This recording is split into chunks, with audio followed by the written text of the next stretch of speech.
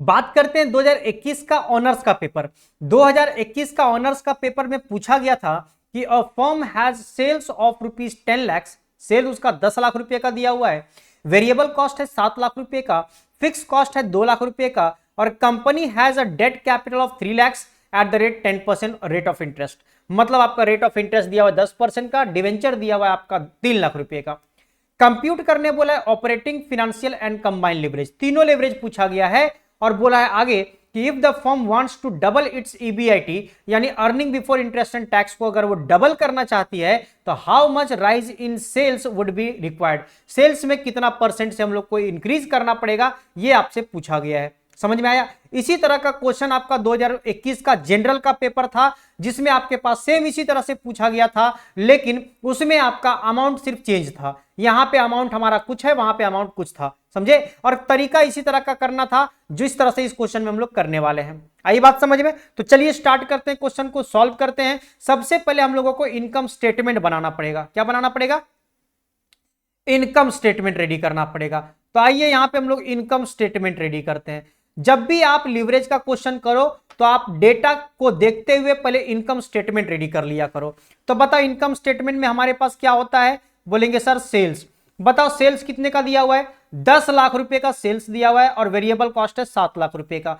ठीक है, यहां पे जाकर लिखते हैं 10 लाख और लेस करेंगे यहां से वेरिएबल कॉस्ट। वेरिएबल कॉस्ट है 7 लाख का, तो 10 लाख में से अगर 7 लाख को माइनस करेंगे तो 3 लाख रुपया का निकल के आ रहा है हमारे पास कंट्रीब्यूशन। क्योंकि हम लोग जानते हैं कि सेल्स में से वेरिएबल कॉस्ट को माइनस करते हैं तो कंट्रीब्यूशन निकल के आता है, और कंट्रीब्यूशन में से फिक्स कॉस्ट को माइनस करेंगे तो ईबीआईटी निकल जाएगा। बताओ हमारे पास फिक्स कॉस्ट कितने का दिया हुआ है? 2 लाख रुपए का फिक्स कॉस्ट दिया हुआ है, तो यहां पे जाके लिखेंगे 2 लाख।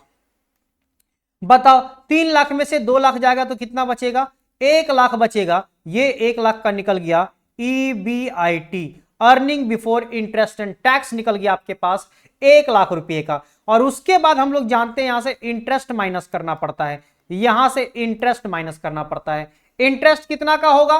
तो देखो डिवेंचर है 3 लाख का, रेट है 10% का। मतलब अगर 3 लाख रुपए का डिवेंचर है और उसके ऊपर 10% अप्लाई कर देंगे तो 30,000 रुपए का हमारा इंटरेस्ट हो जाएगा। ये बात पता चल चुका है। बस उसके बाद इसको माइनस कर देंगे तो 70,000 रुपए का निकल जाएगा हमारे पास ईबीटी। बस यहीं तक का जरूरत है, ईबीटी निकल गया 70,000 रुपए का। बोलो बात क्लियर है। अब उसके बाद हम लोगों को 3 लिवरेज निकालने बोला है, तीनों लिवरेज यहां पे निकाल लेते हैं। बताओ degree of operating leverage, therefore कर देते हैं degree of operating leverage. Formula क्या होता है? फॉर्मूला होता है contribution, contribution divided by EBIT, contribution divided by EBIT. बताओ कंट्रीब्यूशन कितना दिया हुआ है? 3 लाख। ईबीआईटी कितने का है? 1 लाख। डिवाइड कर देंगे कितना आ जाएगा? 3 आ जाएगा। लीजिए आपका पहला आंसर पता चल चुका है डीओएल का। उसके बाद बात करेंगे डीएफएल का। बताइए डीएफएल का फॉर्मूला क्या होता है? डीएफएल का फॉर्मूला होता है EBIT, EBIT by EBT, EBIT by EBT. EBIT कितना का दिया हुआ है? 1 लाख रुपए का ईबीआईटी दिया हुआ है और ईबीटी कितने का है? 70,000 रुपए का ईबीटी है। बताओ अगर हम 1 लाख को डिवाइड करेंगे 70,000 से तो कितना निकल के आएगा? 1.4285, बहुत कुछ आ रहा है, 1.43 कर देते हैं, 1.43 कर देते हैं अप्रोक्स में। ये हमारे पास दूसरा आंसर निकल के आ गया है। और उसके बाद हम लोग को कंबाइंड लिवरेज भी निकालने बोला गया था, तो डीसीएल भी निकाल लेते हैं। डीसीएल का फॉर्मूला होता है डीओएल इंटू डीएफएल, दोनों लिवरेज को मल्टीप्लाई कर देना पड़ता है। तो बताइए डीओएल हमारे पास है 3 का और डीएफएल है 1.43 का, अगर दोनों को मल्टीप्लाई करेंगे तो कितना आएगा? तो 3 इंटू 1.43 करते हैं अगर, तो आता है 4.29। तो ये आ गया 4.29, ये हमारा निकल गया तीसरा आंसर। यानी डीओएल, डीएफएल, डीसीएल तीनों का अमाउंट, तीनों का वैल्यू हम लोग निकाल दिए। ये पहला पार्ट हो गया हमारा, क्योंकि क्वेश्चन में बोला गया था कंप्यूट ऑपरेटिंग, फाइनेंशियल और कंबाइंड लिवरेज, वो निकल गया। लेकिन अब बोला गया है कि अगर आप ईबीआईटी को डबल करते हो तो सेल्स में कितना परसेंटेज से इंक्रीज करना पड़ेगा। तो उसके लिए अब अगेन आपको करना पड़ेगा यहां पे काम। क्या करना पड़ेगा? ध्यान से समझिए, यहां पे लिखना पड़ेगा अगेन। बताओ आपको पहले जानना पड़ेगा, यह बात ध्यान में रखना पड़ेगा कि अगर आपको ईबीआईटी में चेंज करके सेल्स का परसेंटेज निकालना है तो ईबीआईटी और सेल्स का रिलेशन वाला डीओएल का फॉर्मूला होता है, तो डीओएल का फॉर्मूला पुट करना पड़ेगा।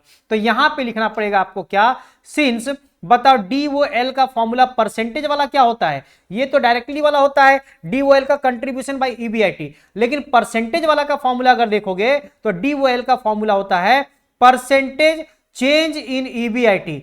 चेंज को यहां पे डेल्टा से दिखा रहे हैं, तुम चेंज भी लिख सकते हो, कोई दिक्कत नहीं है। तो percentage change in EBIT by percentage change in sales, ये हमारे पास हो जाता है डीओएल का फॉर्मूला।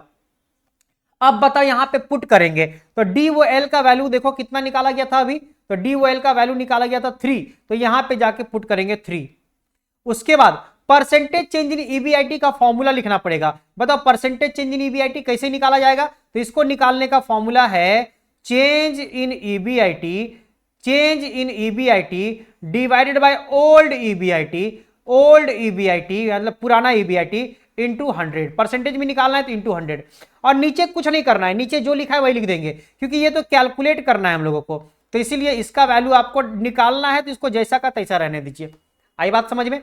अब बताओ हमारे पास ऊपर है 3 इक्वल टू, बताओ ऊपर में क्या करेंगे, चेंज इन ईबीआईटी, ईबीआईटी में चेंज कितना का हो रहा है, क्वेश्चन में बोला गया था कि डबल करना है, तो बताओ अभी क्वेश्चन में देखो यहां पे ईबीआईटी हमारा कितना निकल के आया था, ईबीआईटी निकल के आया था 1 लाख, यानी अब करना है 1 लाख का डबल, मतलब 2 लाख करना है, तो इसका मतलब नया वाला ईबीआईटी जो होगा वो 2 लाख का हो जाएगा, और पुराना ईबीआईटी जो है वो 1 लाख का है। तो हम लोग को चेंज जो होगा वो कितने का हो रहा है, 1 लाख का चेंज हो रहा है, तो चेंज इन ईबीआईटी अगर निकालना है तो न्यू माइनस ओल्ड कर देंगे, नया वाला 2 लाख और पुराना वाला 1 लाख, और डिवाइडेड करेंगे ओल्ड ईबीआईटी, ओल्ड ईबीआईटी मतलब 1 लाख, और इंटू कर देंगे 100, और नीचे में जो है वही लिखेंगे, यानी परसेंटेज चेंज इन सेल्स कर देंगे, परसेंटेज चेंज इन सेल्स हो जाएगा, परसेंटेज चेंज इन सेल्स। आगे ऊपर वाला सॉल्व करके बताओ कितना होगा, 2 लाख में से 1 लाख जाएगा तो 1 लाख बचेगा, और 1 लाख और 1 लाख कट जाएगा नीचे ऊपर, इसका मतलब 1, और 1 को 100 से मल्टीप्लाई करेंगे तो 100 हो जाएगा,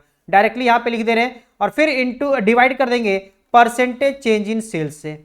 आ रही बात समझ में, और बस उसके बाद क्रॉस मल्टीप्लाई कर दो, तो देयरफॉर हमारा परसेंटेज चेंज इन सेल्स जो निकल जाएगा वो कितने का निकल जाएगा, बोलेंगे 100 डिवाइडेड बाय 3, और परसेंटेज भी निकालना है तो परसेंटेज लिख दो यहां पे, तो बताइए हो जाएगा तुम्हारे पास 33.33%, 33.33% ये आपका निकल गया परसेंटेज चेंज इन सेल्स। तो जब भी आपके पास परसेंटेज चेंज इन ईबीआईटी देके परसेंटेज चेंज इन सेल्स पूछे, या परसेंटेज चेंज इन सेल्स देके परसेंटेज चेंज इन ईबीआईटी पूछे, इसी तरीके से सॉल्व करना है।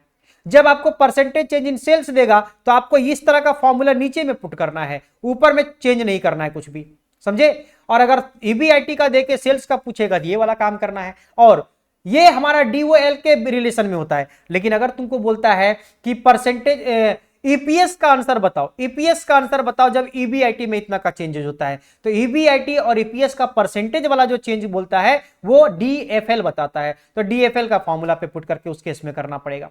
बात समझ में आया। चलिए, तो इस तरह से आपका ये क्वेश्चन हो गया सॉल्व, 2021 का पेपर ऑनर्स वाला हो गया सॉल्व।